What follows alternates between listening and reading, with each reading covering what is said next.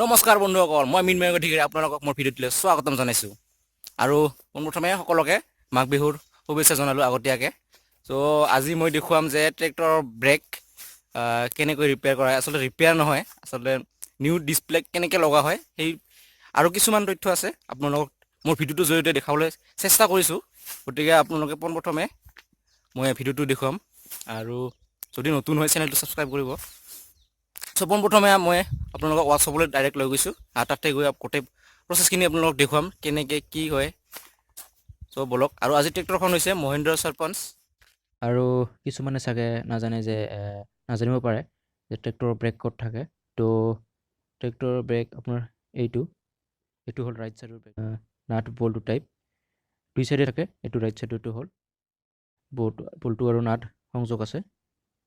ইয়াৰ ভিতৰত ডিস্ক আছে, disk plate দুখনকৈ থাকে এটা ছাইডত।